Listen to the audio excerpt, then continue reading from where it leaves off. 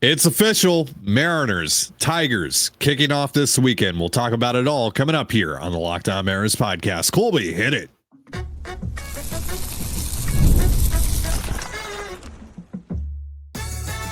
You are Locked On Mariners, your daily Seattle Mariners podcast. Part of the Locked On Podcast Network, your team every day. Ahoy, sailors. It is Friday, October 3rd, 2025. This is Titan Gonzalez and Colby Patnode for the Locked On Mariners podcast, part of the Locked On Podcast Network, your team every day.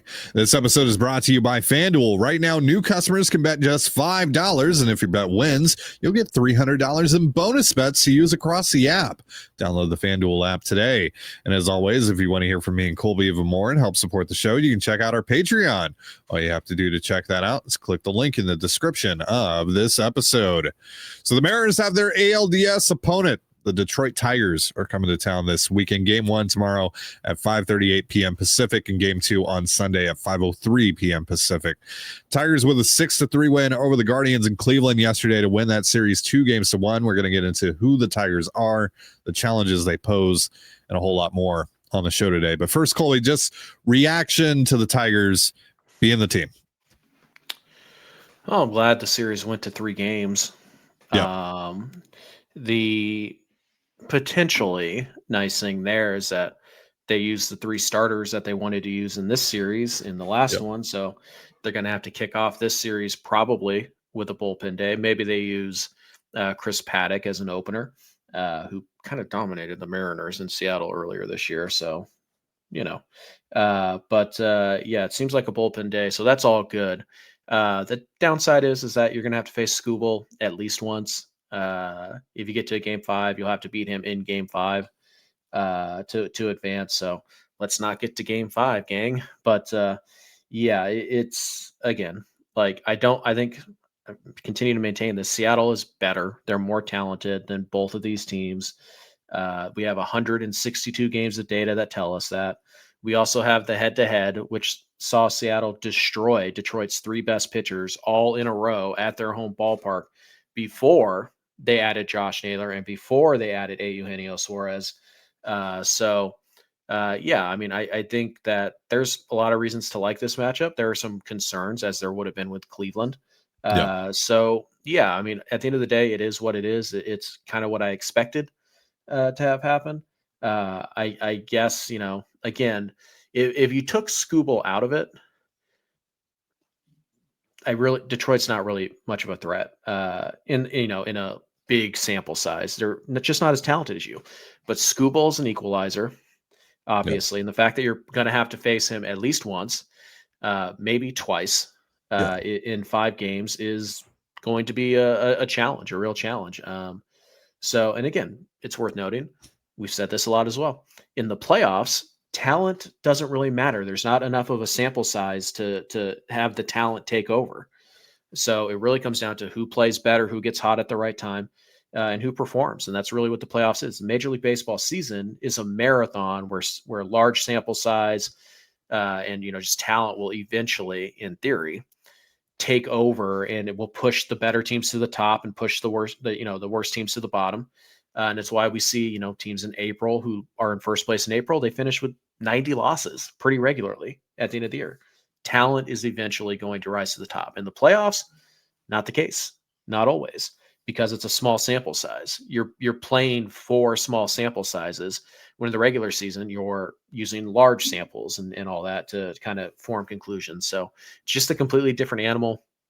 Detroit is dangerous in the same way that Cleveland is dangerous, in the same way that New York is dangerous, in the same way that Toronto is dangerous, is that they all have, good players. They all have good parts of their team, and they also have holes in their roster. And when you look at what Seattle has to offer and what Detroit has to offer, Seattle is going to be the better team every day that Tarik Skubal is not on the mound, on paper, at the very least.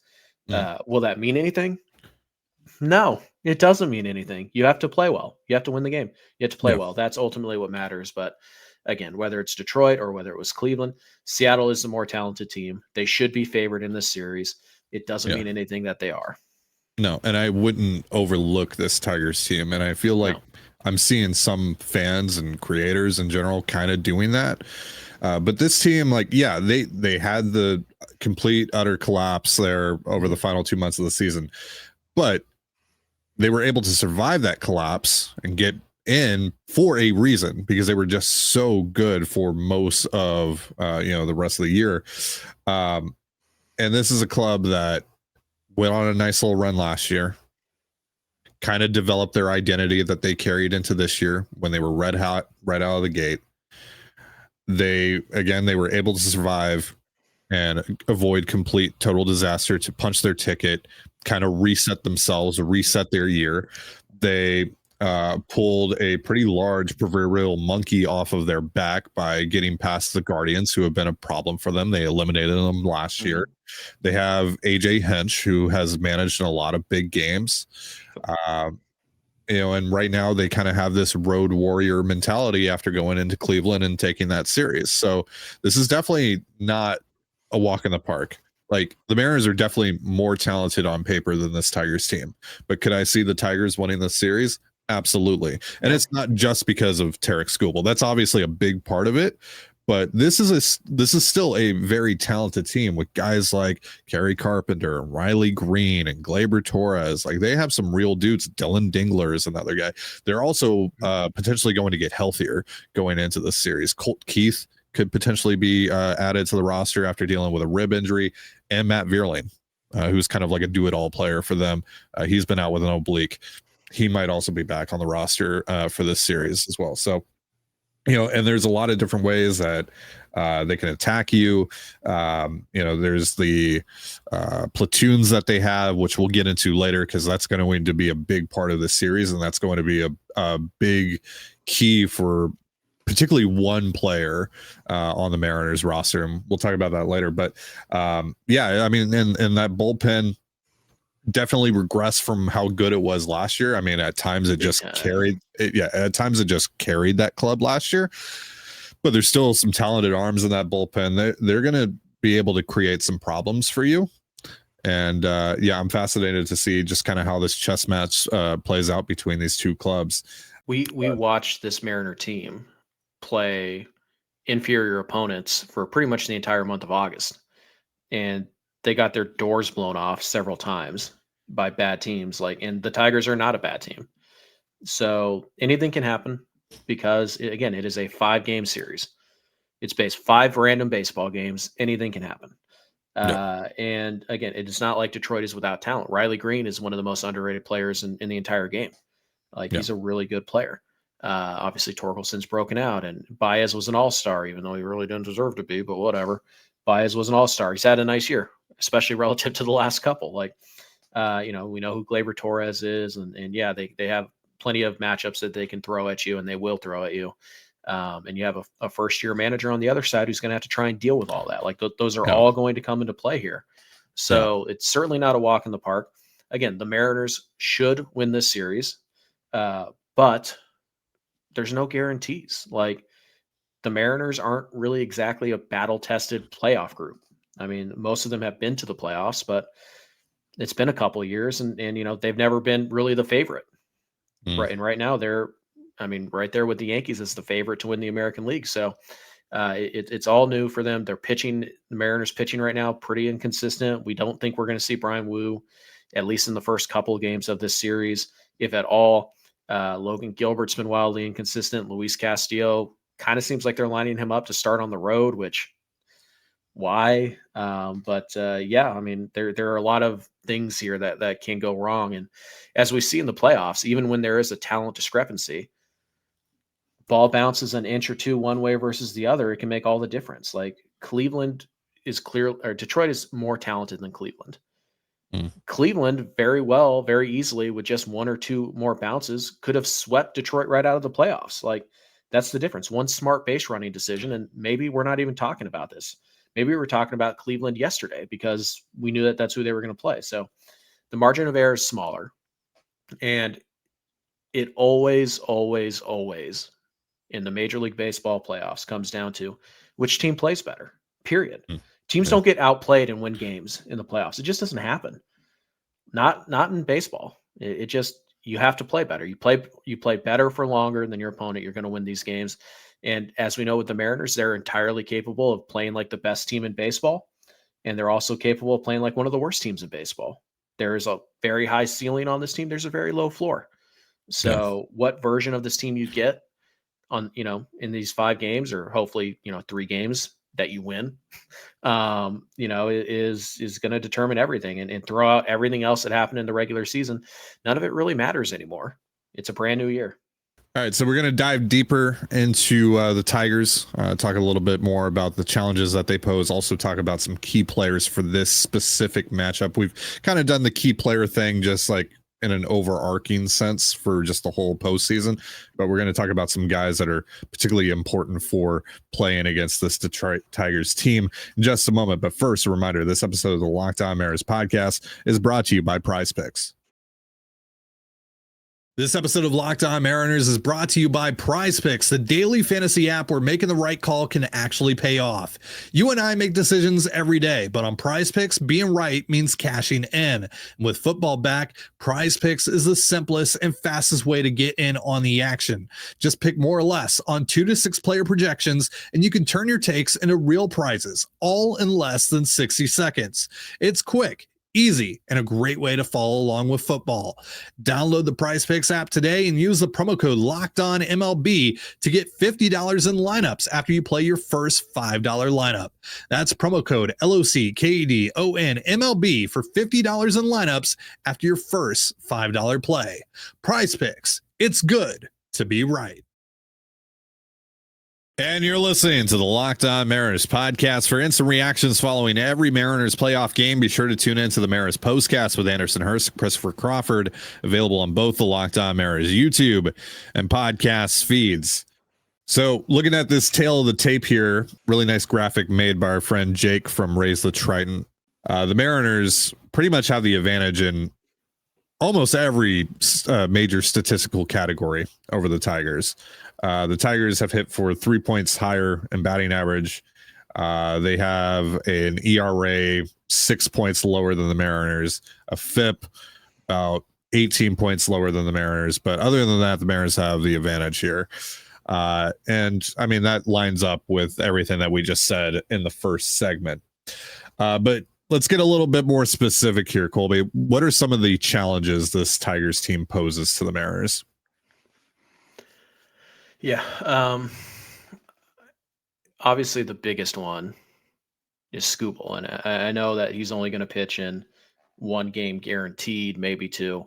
But that is the biggest challenge. Like it would be foolish for us to sit here and not think that Tarik Skubal is the biggest obstacle in the Mariners' way.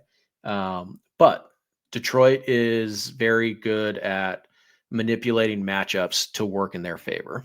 They have some platoons that they like to use. They have a manager who is willing to and it been shown capable of managing those situations well and getting his guys into the favorable matchups for the most part every single time. So that really is their strength is that they have a lineup that is kind of matchup proof in a way. Like you can't just be like, oh, I'll just go to the lefty here. It's like, okay, well, we'll go to Perez off the bench, or we'll go to maybe Veerling now off the bench, or we'll just go to the righty here. And it's like, okay, well, here comes Parker Meadows, who is, Parker Meadows and Kerry Carpenter. Yeah. Who just like, they mash right-handed pitching. It's one of those things where, look, Detroit kind of has to be this way because they lack the overall talent. Like you look at Seattle, they don't really have a lot of platoons that they use. Why? Because they're talented enough that these guys can play against righties and lefties. They don't need to do that. Detroit kind of does, but because they do have to do that, you have to counter it with your bullpen, and that's going to create some undesirable matchups for you late in games in particular. So Detroit is very good at playing these matchups and getting the little advantage that they get with their, with the switch hitters and the ability to pinch hit and be aggressive on that front and all that. So really the Tigers' strength, aside from Skubal and Casey Mize for the most part, although he's kind of fallen off here in the second half, or he did, but like whatever, like the starting pitching's okay. The 3 guys they have, Skubal brings everybody else up a level or 2, but it's not like Flaherty and Mize are scrubs, right? Like those are guys. No, and Flaherty especially has pitched in some big games too, so right. he has a lot this of postseason experience. Yep. Yeah. Who usually comes up big in the postseason. Like he's battle tested and all that. But yeah, had a solid game yesterday, game 3.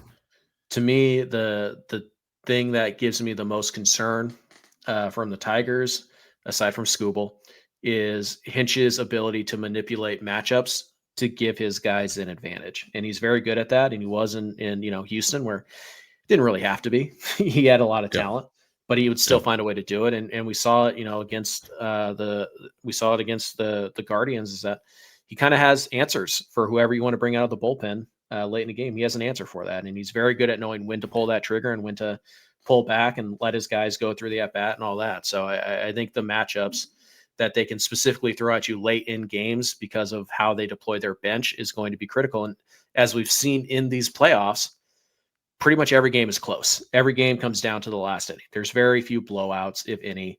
The Yankees won last night 4-0, and it felt like a massive blowout. Like they just destroyed the Red Sox, and that's a 4-run game. You're one swing of the bat away from tying that game, and it felt like a blowout. That's how close the playoffs are. And so when you can get an advantage late in a game, even if it's only a 1 or 2% advantage, it makes all the difference. So that's my biggest concern with this Tigers team.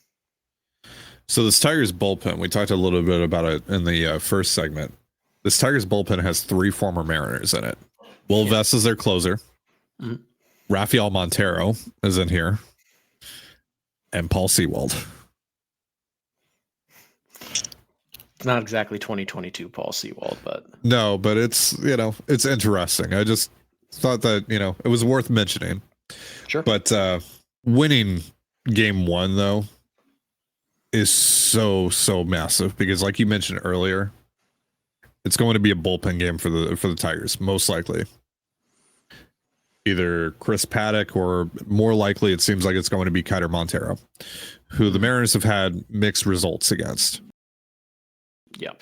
And frankly, this year,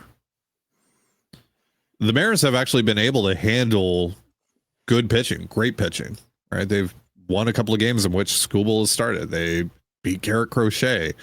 They won a couple of games that Hunter Brown started. They won a game that Max Fried started. It feels like they're actually at their best when they go up against guys that they have a ton of film and data on. It's when they start to, face guys that they don't know as much about that there starts to be a little bit of a problem. So the bullpen game actually, in a way, kind of concerns me, even though on paper it shouldn't. Even though on paper, like, that is massive advantage in the Mariners' favor. Right. And to me, if you lose game 1, you might lose the series. That might, like, everything might. I don't know if the same can be applied to the Tigers, which is crazy to say because the Mariners are the team that are, they're the favorite. They have home field advantage here. But if you lose home field advantage tomorrow, when the Tigers are rolling out a bullpen game and Scooble is starting game 2, that is a tough thing to come back from. There's a high probability you're down 2-0. Yeah, you are staring down the barrel of a 2-0 deficit. And keep in mind, Scooble looms in game 5. So even if you win game 3 and 4, Scooble's there. You're going to have to beat him at least once. If you lose tomorrow, you have to beat Scooble at least once, maybe even twice. So tomorrow's game is critical, but I saw a lot of people like, oh, it's a bullpen game. Seattle should cruise. And it's like, no. I mean, look, Detroit's bullpen, I wouldn't classify it as great.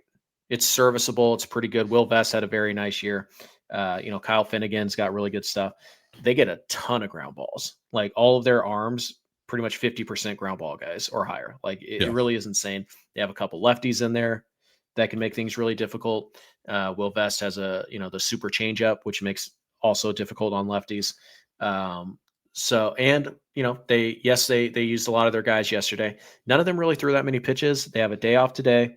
And as for, does this give the Mariners an advantage later in the series?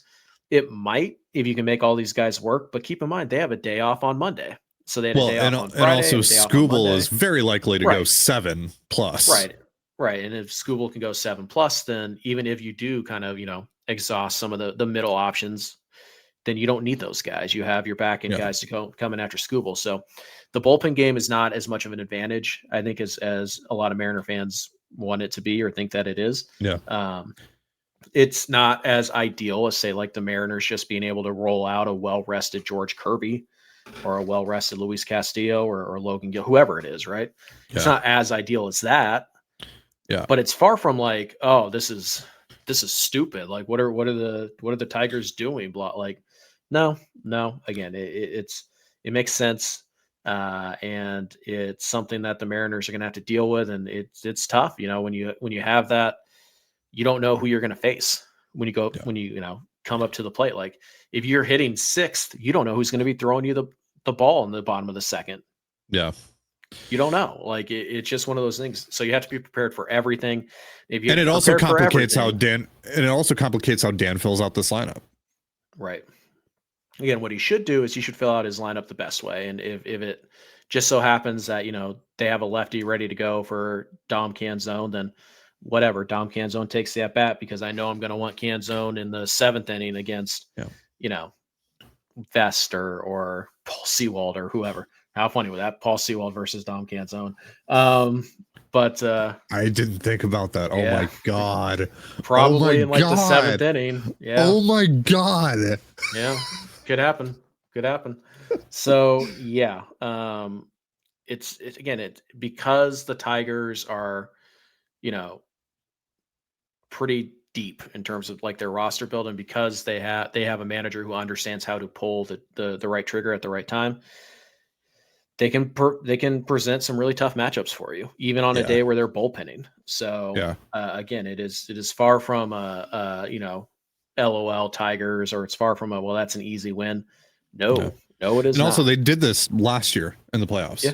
So like they have experience doing this. And again, it's AJ Hinch who's done this, and he's managed a lot of big games and all that. Like, now, to be fair, they did this last year in the playoffs, and it led them right to where they are right now, where they lost the series 3-1. Sure. Like, so there's a bit of an expiration date, but they also don't have, it's also not just here's Skubal and then games 2, 3, 4 is all bullpen. Like, it's not that, because they have Mize, because they have Flaherty. So we'll see how it works out for them. But yeah, Detroit, again, their bullpen, their numbers overall, pretty mediocre.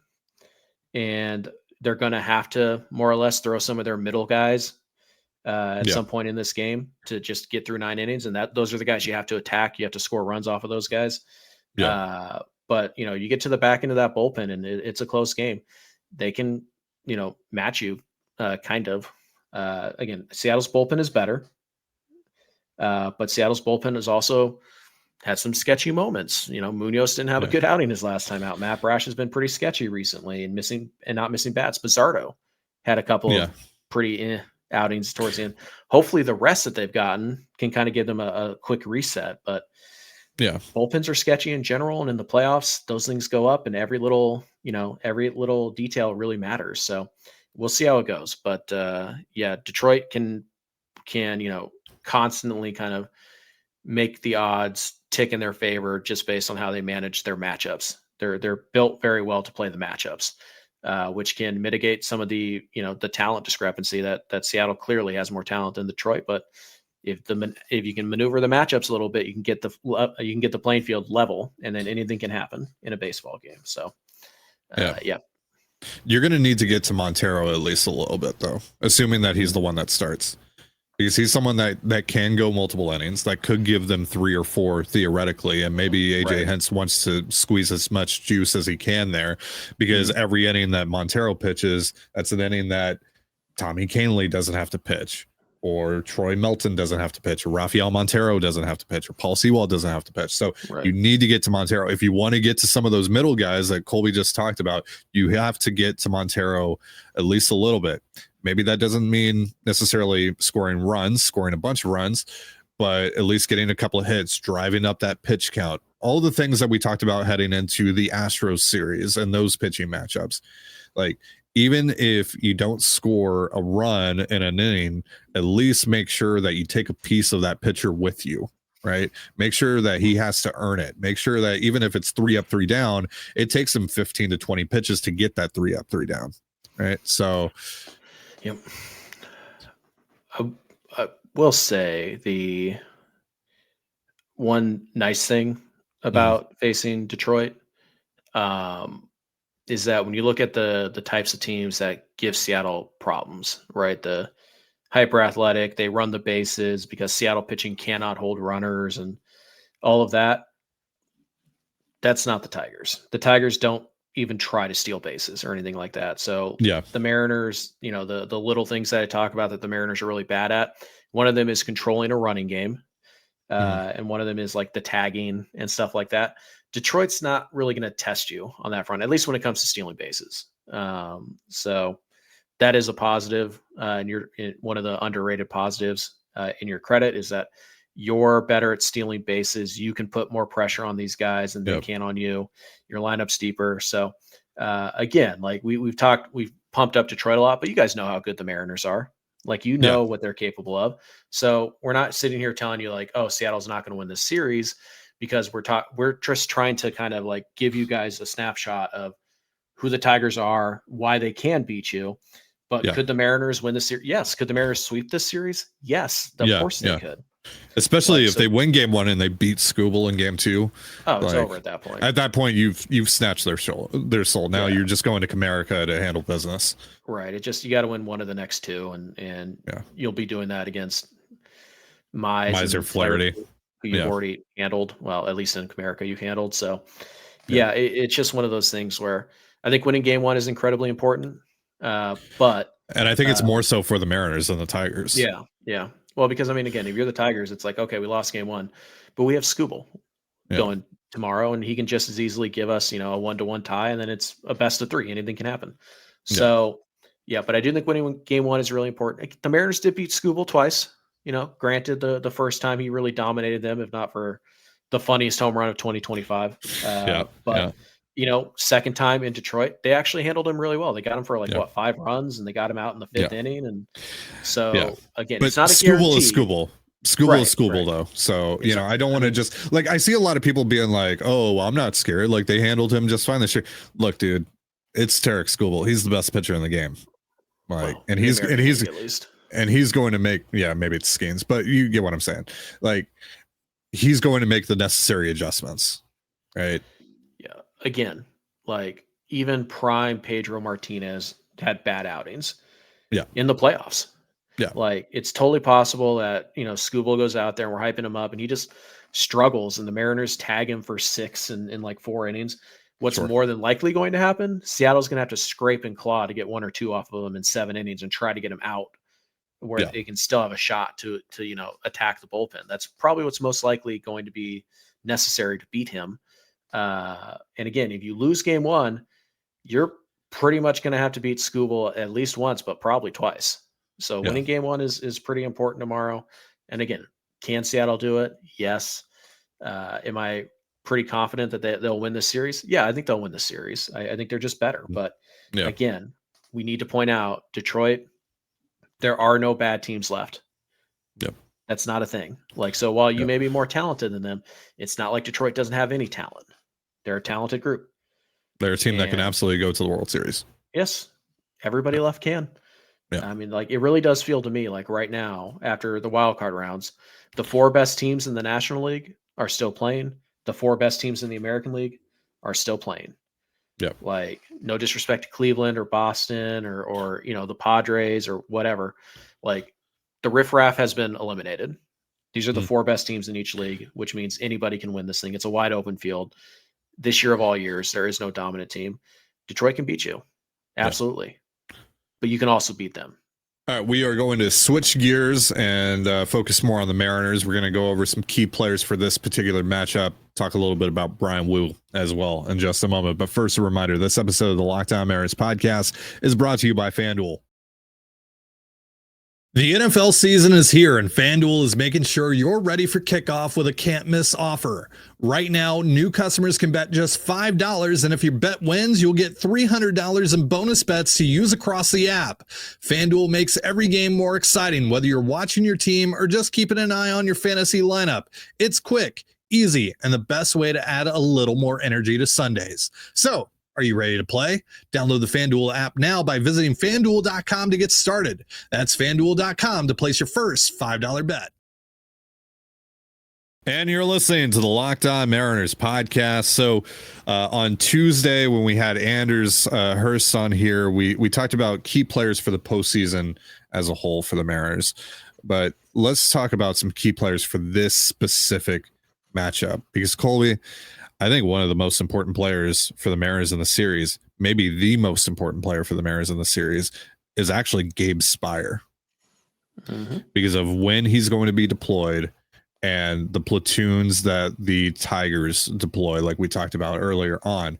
Because Spire is going to be put into this game, as well as Caleb Ferguson, by the way, to a slightly lesser extent, to get Kerry Connor and maybe Riley Green out of this game. Right. And the Tigers showed a willingness to pinch hit for Green in the Cleveland series.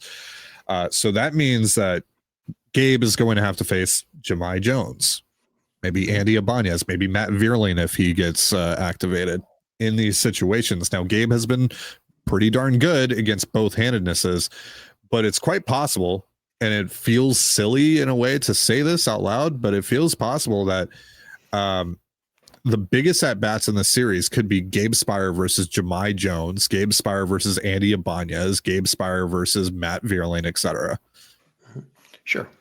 I mean, we all think it would be like Scooble versus Raleigh. Yeah. No. It's probably going to be, Gabe Spire versus, like you said, Andy Ibanez, or it might be, Matt Brash versus Parker Meadows. Like, again, it is one of those things where, and this is why it's a big test for Dan Wilson, who we talked about this the other day, or was it yesterday? I don't know. All the shows are starting to run together. The other day, Dan has gotten better at things as the season has progressed, but he's still not very good. And these are the tough decisions he's going to have to make that AJ Hinch has made 1,000 times that Dan Wilson has never had to make. So there's a real chess match coming in, and one of the managers is a novice, and the other one is an expert, a ranked player. And so, you're in a bit of a predicament there. And Gabe Spire's ability to get out whoever he faces is going to be huge. Of course it is. And again, like you said, Gabe Spire has been pretty good against righties. He's dominated lefties. But one thing that could come into play here also is, let's say it's the 6th inning, Riley Green's coming up. You go to Spire, you force AJ Hinch. Okay, am I going to take out my best player in the 6th? Or am I going to let him face a lefty who has just dominated lefties and lose this scoring opportunity? Like, it can work both ways. You can use the matchups to your advantage. Will Dan Wilson do that? I don't know. But I think Gabe Spire is going to be a huge part of this because he probably has been the most consistent reliever all year. Like, he's had very few hiccups. He's mostly been dominant. And he's the guy who kind of is being treated as the closer before the closer. Because Dan has been unwilling to use Munoz. Like, let's be clear, and a situation comes up where it's like you're up by 1 and there's runners on 2nd, 3rd with 1 out in the 7th. That should be Munoz. You should be using Munoz in that spot. Will Dan do it? Probably not. So who should he go to after that? Probably Gabe Spire is the guy you trust the most. So Gabe's going to be a big part of this, and he's going to have to get some righties out because AJ Hinch will not just let him feast on his left-handed hitters. He will make changes. But again, that could be a way for Dan to get some of these guys out of the game for later. So maybe you can set up instead of a Riley Green versus Andres Munoz type of thing, you can have Munoz versus, Jahmai Jones in the 9th, which is much more favorable. So again, it could work both ways here. We just don't know if Dan is capable of making those calls and doing them correctly, whereas we know AJ Hinch certainly is. But Gabe Spire is going to play a huge role here. Spire and Bizzardo kind of been combined to make one really great high leverage guy. Bizzardo against righties and Spire against lefties. How Dan manages those two guys and how he gets them into specific pockets to get big outs is going to be a huge thing. So, Gabe Spire probably going to have to play a pretty big role in this series. What do you think Bryce Miller's role is? What situations can you imagine Bryce Miller being put in? It's tough because you might want him to make a start because Wu, I don't think he's going to be on this roster.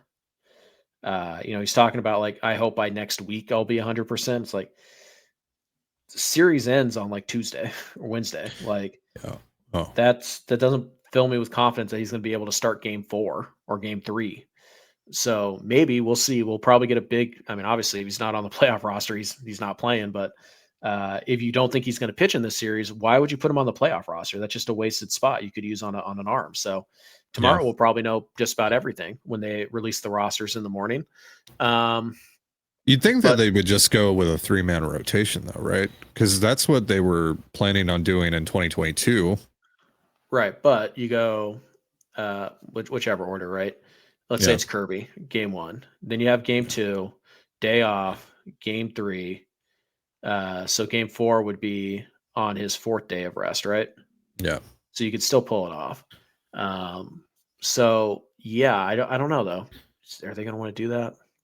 I mean, the other thing too here, which is kind of like an underrated aspect of this. Now, obviously, it's because they both dealt with injuries, but both George Kirby and Logan Gilbert are well under their career high in innings. Like they're a lot fresher than most pitchers are at this point in the year. Sure, from that standpoint, right? If you're throwing at 85% all year, but also really Logan, blah, blah, blah. Logan might be dealing with an elbow thing still. I would say that's likely.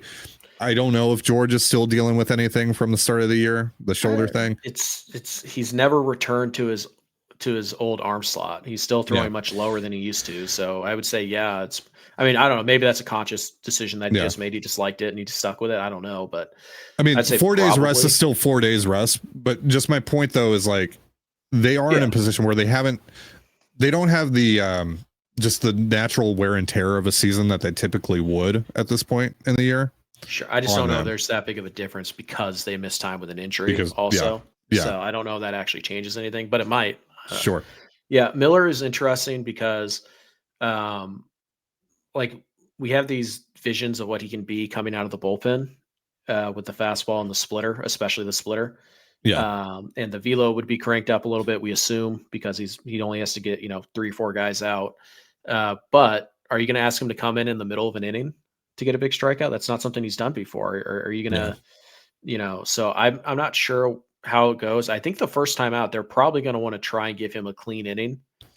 I can't imagine that they're ever going to give him inherited runners. No, I don't think, at least not in this series. Maybe if he performs well and you advance, maybe in Toronto or New York. But I mean, the nice thing about Miller though is that with that splitter, he can be effective against lefties. So you put him out there, there's a real decision by Hinch. Like, do I stick with my righties or do I stick with, because traditionally righties have struggled off of Miller. Lefties have hit him pretty well, but the splitter is a game changer. It's a great pitch to throw against lefties. And in a playoff situation and in a short relief situation, there's no reason for Miller not to throw as many splitters as his elbow can handle. Yeah. Like he doesn't have to mix in anything. He just throws splitters if that's his best pitch. So Bryce is kind of an X factor here. I'm not sure how they're going to use him. I would think that they would try to give him a clean inning. And I would think that his job would be like, hey, we have 3 righties in a row here, and then, a couple of lefties that we like the matchup for. And your job is to face these 5 hitters. So you might have to go out there, come back to the dugout, sit down and go back out there, which he's done, 100 times in his major league career as a starter. So that part should be fine for him. It's the, getting hot at a moment's notice. I think they're going to want to take Bryce and give him like, hey, right now it looks like you're pitching the 6th. So in the 5th inning, get up, start doing your thing. And cause they do have to, not necessarily baby him in, because adrenaline will handle a lot of the getting ready and all that. But it will be interesting to see how they handle it, because there is no easy answer for this. And it's kind of why I wanted them to, test run some of this after they clinched and all that. Even, sometimes in September, even before you clinch. So I wanted these dry runs, of doing this in a regular season game that they never got to. Bryce, I don't think they'll give him inherited runners, at least not, in this series, if they can absolutely help it. Any other key players for this series to you? I mean, Cal Raleigh, it's who, if those 2 guys are really good, then you're going to run away with this series. Detroit just doesn't have anybody who can match those guys. All due respect to Riley Green, who's one of my favorite players. Riley Green's awesome. He's a really good player. Yeah. He's not anywhere close to what Julio can do when Julio's playing at his 100th percentile. He's not anywhere close to what Cal Raleigh has done. So the stars still have to be stars. Absolutely. Yeah. But I think that's a given. I think we all know that. The stars have to be stars. I think a potential big key here is going back to the bullpen. Matt Brash has not missed bats. Like he went through a stretch where he wasn't missing any bats. Then he started missing a ton of bats. And then the last week or two, he hasn't missed bats. And that is the role for Matt Brash. You need him to get swing and miss. That is where you want to use him. And if he's incapable of doing that, then you need to change his role to where he gets the clean inning and he can go get 3 ground balls and he can give up a single and it's not the end of the world because he can easily get the double play ball. Like Brash is still a very effective reliever. It's just if he's not getting swing and miss, it changes what kind of leverage situations you can use him in. Because often when we talk leverage innings or leverage moments, you need a strikeout. Yeah. Like that is the ultimate leverage when you need a strikeout. And that used to be Brash's specialty. Mm-hmm. Like, oh, we need a strikeout. Brash strikes out, 35, 40% of the batters he faces. This year he hasn't. And I think it's mostly just a result of him returning from Tommy John and trying to figure it out. And it usually takes guys a full year after they return for them to get back. So I expect 2026 Brash to look much closer to 2023 Matt Brash. But the swing and miss is still a problem right now. And so it does change the calculus a little bit there. So if you get nasty Matt Brash who can command and control his stuff enough to get some whiffs and to get some strikeouts in this series, I think it could be an absolute game changer in the back end. But if you just kind of get like the still very good Matt Brash, but one who's, ground ball heavy and gets maybe a strikeout per inning, it kind of changes. He's really no better than Bizzardo if that's who he is. And frankly, I trust Bizzardo more to throw strikes. So, what version of Matt Brash you get is going to be fascinating. Unfortunately, you're not going to know that until you put him out there, probably in a super high leverage spot. So I think Brash and Spire are two, big critical components of this because of the matchups that the Tigers can throw out there late in the game. Absolutely. Specifically talking about the matchup with Skubal, JP Crawford has been the Mariners' best hitter against him. He is 4 for 5 against Skubal with a double and 3 singles. Hasn't struck out against him. So Randy Arozarena 5 for 18 with a double. It's pretty good. Mitch Garver 2 for 14 with 8 strikeouts. However, he does have a home run against Tarek Skubal. Look, Garver's going to be in the lineup in game 2, and I'm going to hate it, but he's going to be in the lineup. He's going to be in the lineup. Jorge Polanco 7 for 26 against Skubal with a home run. So that's another guy to keep an eye on. Cal so far has been 2 for 9 against Skubal with 3 strikeouts. He also has a home run against Skubal. And Julio's 2 for 8 against him with a home run. With a home run, yeah. If you're hitting above 200 against Skubal, you're doing a pretty good job at something. Like and you see him pretty well if you're hitting over 200. That's how good he is. There are 5 Mariners hitters that are hitting over 200 against him. Right. Again, that's pretty good. Like for anybody else, that's not very good. But when you're talking about the Skubals and the Coles and the Skeens and like the Hunter Browns, if you're putting up a 200 batting average or better against these guys, that's pretty good. Because relative to the rest of the league, you have had success against him. But we'll see. Hopefully you win game 1 tonight. It doesn't make game 2 like gravy or anything like that, but it does relieve some of the pressure because you do not want to, be trailing in the series and have to face Tarek Skubal. Yeah. So we'll see how it goes. Again, tomorrow after the game, obviously Anders and Chris have you covered on the Mariners postcast. Ben Ranieri of Sea Level and I will also be recording a post-game episode that'll come out, a couple hours after the game.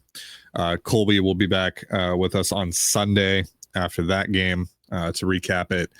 And then Mailbag Monday, of course, and all that good stuff. Another post-game on Tuesday, Wednesday if they have to play game 4, etc.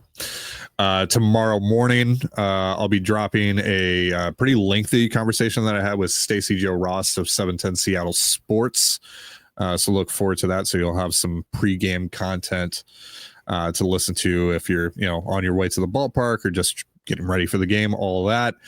Both of the Mariners games are going to be on Fox Sports 1, by the way. So plan accordingly. Again, 5:38 p.m. Pacific time start for game 1 tomorrow. 5:03 Pacific start on Sunday. And again, both of those games on Fox Sports 1, not just Fox. So that is going to do it for our show. Thank you so much for joining us here on the Locked On Mariners podcast. For Colby Patnode, I'm Titan Gonzalez. Be sure to give us a follow on Twitter at @LO_Mariners. You can follow me at Titan Gonzalez and Colby at CPAT11. That's CPAT11. We're also on Blue Sky. You can follow me at TDG, Colby at MLB Colby, and the show at Locked On Mariners. You can also find us on Instagram at Locked On Mariners. Have yourself a beautiful baseball day, and we'll see you next time. Peace.